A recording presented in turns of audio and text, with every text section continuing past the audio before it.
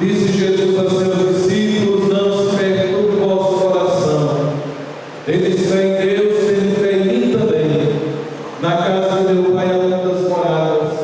Se assim não fosse, eu vos teria dito: vou preparar um lugar para vós. E quando eu tiver ido preparar-vos um lugar, voltarei e vos levarei comigo, a fim de que onde eu estiver, estejais também vós. E para onde eu vou, vós conheceis o caminho. Tornou-lhe Jesus: Senhor, nós não sabemos para onde vais, como podemos conhecer o caminho? Jesus respondeu: eu sou o caminho, a verdade e a vida. Ninguém vai ao Pai senão por mim. Se vós me conhecesseis, conheceríeis também o meu Pai. E desde agora o conheceis e o vistes. Disse-lhe: Senhor, mostra-nos o Pai, isso nos basta. Jesus respondeu: há tanto tempo estou convosco e não me conheces, filho. Quem me viu, viu o Pai. Como é que tu dizes: mostra-nos o Pai? Não acreditas que eu estou no Pai e o Pai está em mim? As palavras que eu vos digo, não as digo por mim mesmo, mas é o Pai que, permanecendo em mim, realiza as suas obras. Acreditai, eu estou no Pai e o Pai está em mim. Acreditai ao menos por causa destas mesmas obras. Em verdade vos digo: quem acredita em mim fará as obras que eu faço, e fará ainda maiores do que estas, pois eu vou para o Pai. Palavra da salvação.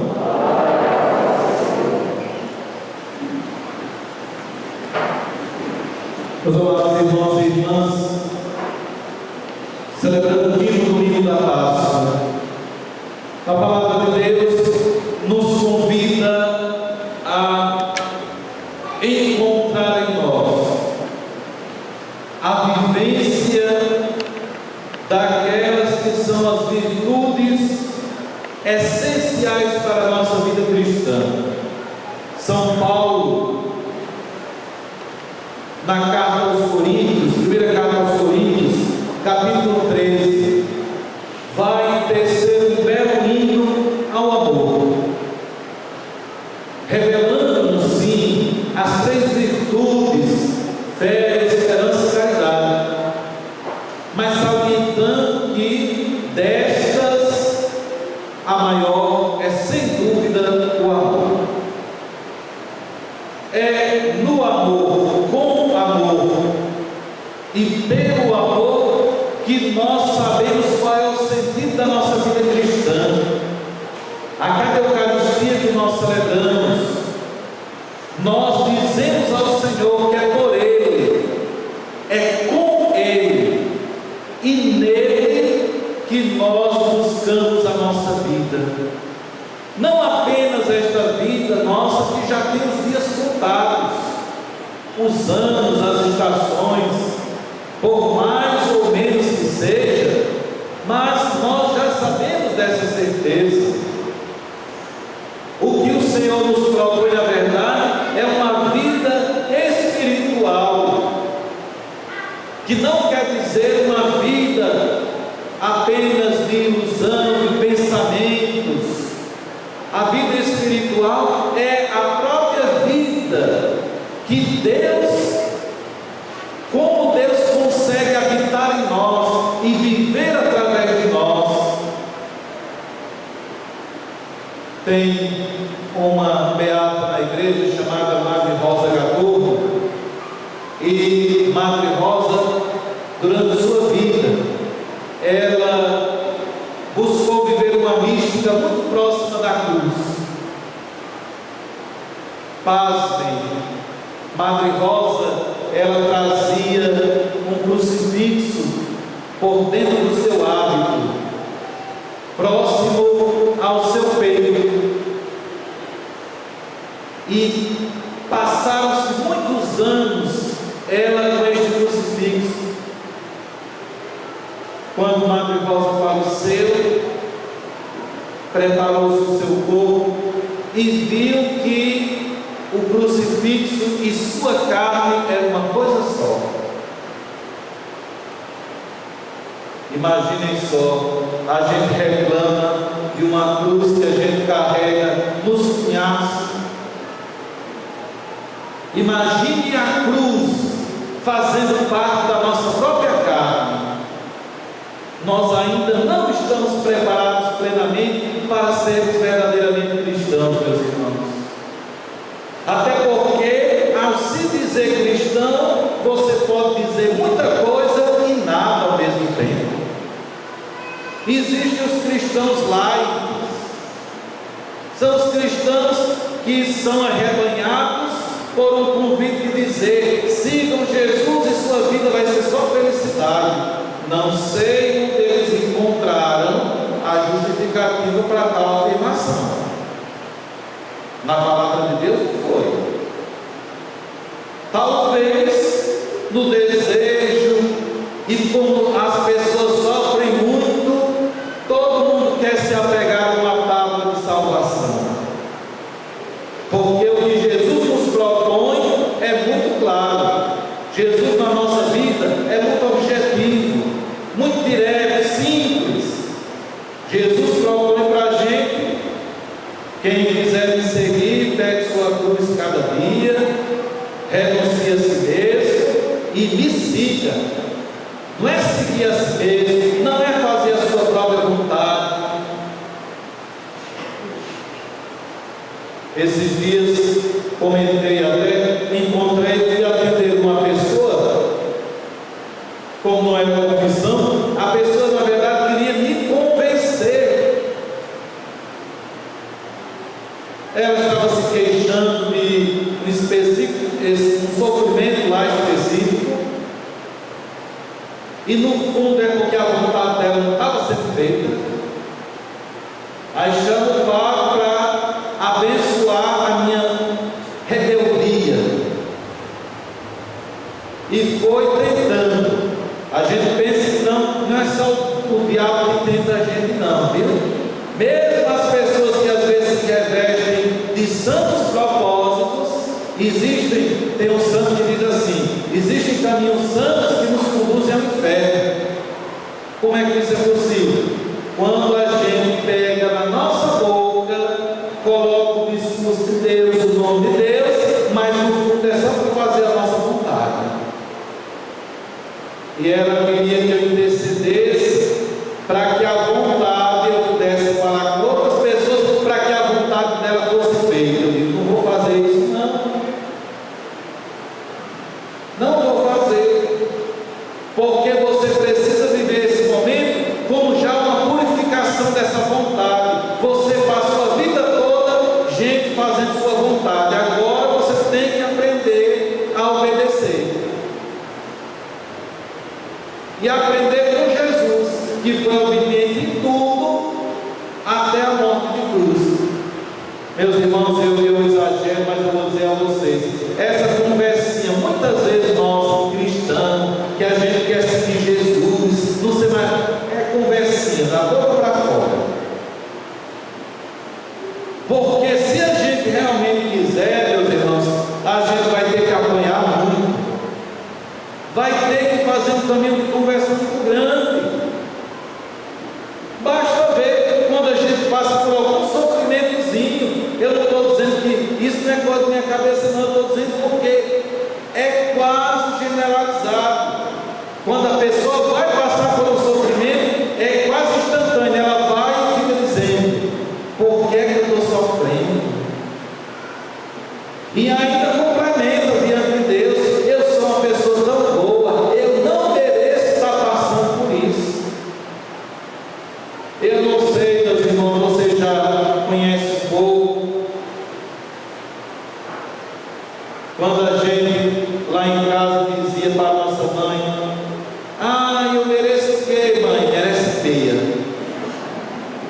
Não sei se é porque minha formação foi uma formação que não teve muito nhenhenhen, muita fazer vontade nossa. Não tinha nem no sentido de dizer assim, não tinha nem como quer fazer nossa vontade. Se a gente às vezes dava, graças a Deus, quando aparecia um ovo de galinha de capoeira para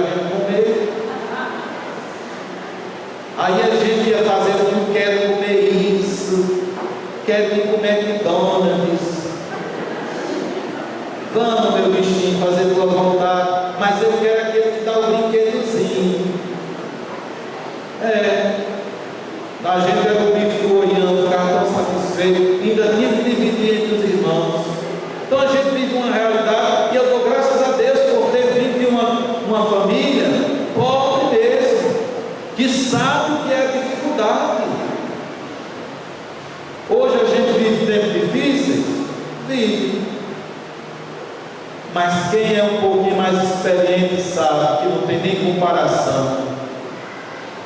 Não se tem, minha gente, comparação com as dificuldades que a gente passava antigamente.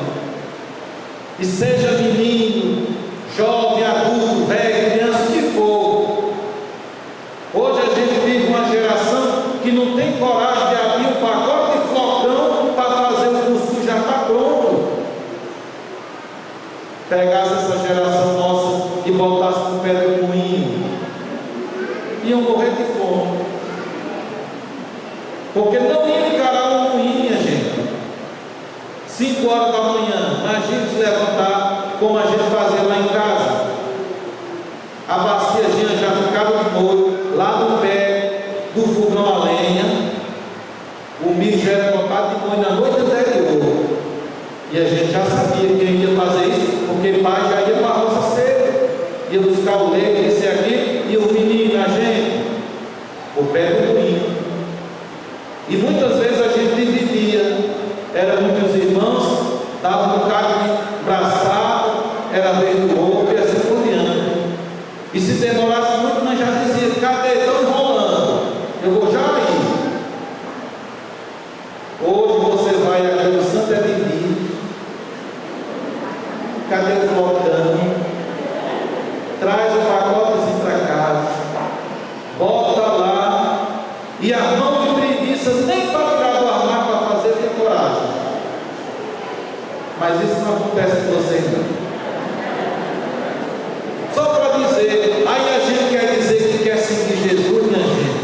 A gente não dá conta de fazer um cuscuz na Paulistinha, que é só molhar ali bem rapidinho, e a gente vai dizer que quer carregar a cruz de Cristo. Eu vou fazer igual o Padre Sérgio fazia: venha devagar, pelo amor de Deus. Nós precisamos saber que este é o caminho. Aproximai-vos do Senhor, pedra viva, rejeitada pelos homens. Por que é que Jesus foi rejeitado pelos homens? Não é só por causa da sua palavra, não. É por causa de sua vida inteira. A vida de Jesus é um tapa, meus irmãos, nesse mundo que a gente vive. Um mundo que é de aparência, um mundo que é de falsidade. Jesus está lá simples, pobre, obediente, humilde, sem julgar as pessoas. Por isso que o mundo odeia Jesus Cristo. Por isso que as trevas odeiam a luz. Porque nós não conseguimos enxergar que esse é o caminho, e Ele é que nos mostra o caminho. Disse agora na missa das 5 horas: meus irmãos, se o teu caminho é ser cristão, mais cedo ou mais tarde você vai se esbarrar com o diabo. Se você em algum momento não esbarrou com ele, muito cuidado, você pode estar na mesma direção dele. É a única possibilidade de você não esbarrar com ele. Quando é que a gente esbarra com a pessoa? Quando os caminhos se chocam. Se não houver esse choque, é porque você está indo no mesmo caminho do coisa ruim. Se você se choca, se você passa por dificuldades, por tribulações. Hoje recebemos o testemunho de uma mãe, oferecendo testemunho para essa missa das 7 horas. Ela que no dia 26 de abril, diante de uma ligação recebida de um homem desconhecido, fazendo a cobrança de uma dívida enorme em nome do seu filho. Imagine o coração dessa mãe como ele ficou nesse dia. Mas mesmo diante daquele momento de desespero, de não acreditar, o que foi que ela fez? Ela manteve a fé. Vou dizer a vocês, meus irmãos, a palavrinha é bem pequenininha, mas é a coisa mais importante que a gente pode ter: fé. E ela deve e pode ser do tamanho de um grão de mostarda. Não precisa ser a maior de todas, ela precisa ser verdadeira. Essa mãe, nesse caminho, diante dessa tribulação, uma dívida de 7.000 reais para conseguir pagar em 3 dias, como é que faz? Os presentes antes que chegam para a mãe. Ô bicho para sofrer, não. E a mãe se apega à fé, veio rezar na missa, na adoração, porque antes mesmo de saber o que nós vamos fazer, nós temos que nos abandonar em oração. A gente já quer a solução prática, mas primeiro a gente precisa rezar. E foi diante do Senhor, chorando, vivendo a tribulação, que ela encontrou a solução necessária. Porque de imediato era necessário que essa dívida fosse paga. Então aparece um anjo de Deus que naquele instante colocou-se para emprestar esse dinheiro.